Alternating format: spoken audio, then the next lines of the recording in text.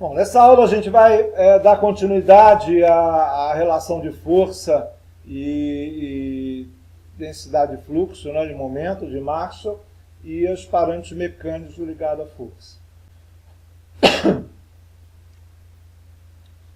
Bom, que é exatamente essa expressão, quer dizer, o que é a força sobre uma carga final? É a força por unidade de volume. É o divergente do tensor de tensões menos a derivada no tempo do vetor de Point, certo? Muito bem. Se eu quiser a força total sobre a distribuição, o que a gente vai ter é, na verdade, a soma sobre todo o volume desses dois termos. Ok? Muito bem. Pela relação de Gauss, o divergente, a integral do volume de um divergente, ok? Na verdade, é o fluxo daquela situação. Só que o meu fluxo aqui não é o fluxo de um vetor, é o fluxo de um tensor. O fluxo de um vetor me dá um escalar, um valor escalar, o fluxo de um tensor me dá um vetor. Então, se eu faço o fluxo de um tensor sobre uma superfície fechada, isso me dá um vetor, que é a força F1. Certo? Se eu fecho a região que eu estou calculando a força com uma superfície, eu calculando o tensor de tensões de Maxwell e calculando o fluxo, eu vou obter um vetor que é, na verdade, a componente, que é na verdade, a força total sobre esse volume. Ok? Muito bem. E, é claro, o vetor de Point, que é 1 sobre μ0, é vetor B, substituindo o vetor de Point, e aqui fica menos μ0 ε0 vezes a derivada no tempo do vetor de Point desse cara. Ok? Agora, como eu falei, essa expressão nada mais é do que a força de Lorentz. Isso não muda em nada a nossa ideia, é só uma forma de entender a questão da força de Lorentz. O grande barato desse negócio é que agora a gente pode associar os campos eletromagnéticos a parâmetros mecânicos, que é algo que já foi objeto da nossa conversa antes, que é movimento, quantidade de movimento. Se eu tenho força associada ao campo elétrico-magnético eu tenho quantidade de movimento associado. Certo? E isso vai ser fundamental para a gente entender todo o nosso processo de associação do movimento aos campos eletromagnéticos. Então vamos lá. Muito bem, o que é o nosso F? Nosso F é a força sobre uma carga, ok? E o que é? É a taxa de variação da quantidade de movimento mecânico sobre essa carga. Ok? Então, é a derivada da quantidade de movimento mecânico dela. O tensor de tensões me dá um fluxo sobre o sistema fechado. Ok? E lá dentro do sistema fechado, a soma no volume associada ao campo eletromagnético é o vetor de Point. Então, no vetor de Point, o que a gente tem? A gente tem a quantidade de movimento associado, certo, aos campos eletromagnéticos. Isso é a quantidade de movimento eletromagnético. Se esse termo é a derivada no tempo, né, dessa expressão, né, da integral do vetor de Point, então a integral do vetor de Point vezes μ0 ε0 me dá a quantidade de movimento eletromagnético associado aos campos eletromagnéticos dentro dessa região. Ok?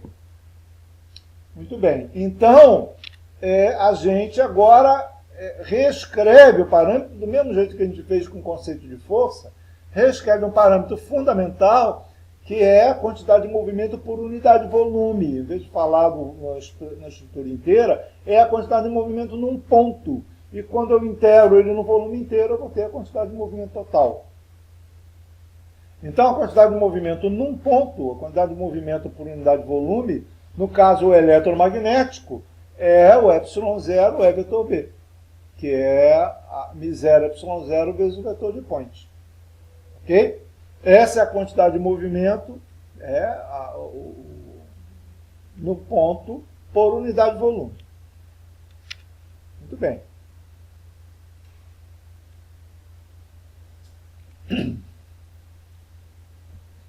Continuando a fazer essa associação, na expressão da força, o que nós vamos ter? Nós vamos ter a taxa de variação da quantidade de movimento mecânica é igual ao fluxo do tensor de tensões de Maxwell, ou o divergente do tensor de Maxwell sobre todo o volume, menos a derivada no tempo da quantidade de movimento eletromagnético, do momento eletromagnético. Muito bem. É claro que eu posso sempre fazer essa associação, isso é, se eu estou falando do volume como um todo, eu posso definir a quantidade de movimento por unidade de volume mecânica e a soma sobre todo o volume, que seria num ponto, a soma sobre todo o volume me dá a quantidade de movimento total. Então, reescrevendo esse cara, a gente tem essa relação nas quantidades de movimento, e se eu fizer essa associação num ponto só, se eu pegar esse volume e diminuir ele até ficar um ponto, então, buscando agora essa relação, a gente chega, dessa forma, a gente chega na seguinte expressão, que é a derivada no tempo da soma da quantidade de movimento, que é mecânica mais eletromagnética, menos o divergente do tensor de tensões de Maxwell igual a zero. O que isso significa?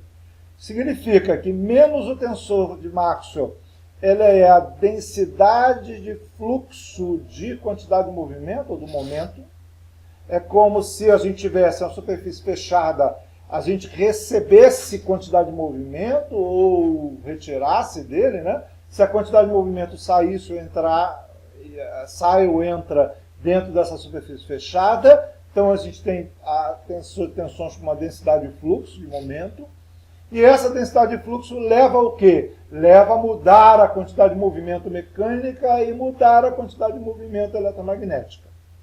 Então, o que a gente tem aí é a conservação da quantidade de movimento.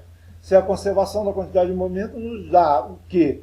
Nos diz que a soma, né, da quantidade de movimento mecânico, a variação da quantidade de movimento mecânica mais eletromagnética, ela sofre essa variação se você tiver fluxo da densidade de fluxo de momento, que é aí calculada pelo tensor de tensões de Maxwell, ou menos o tensor de tensões.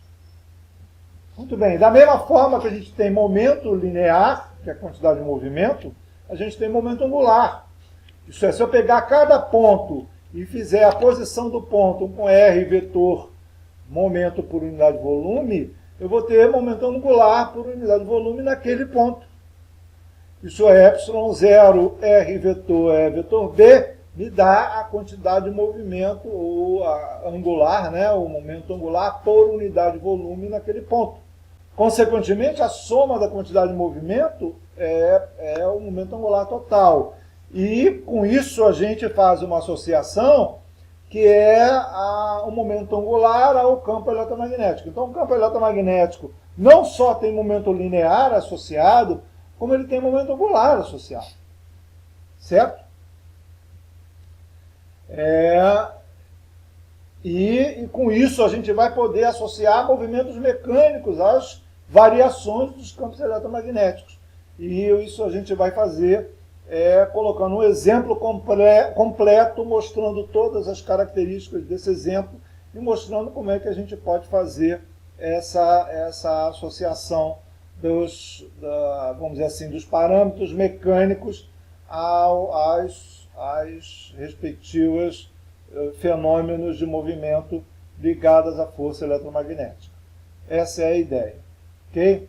Bom, com isso a gente fecha essa parte da matéria, que são as leis de conservação e força, e a gente parte agora para um exemplo mostrando todas essas características. Ok? Bom, é isso.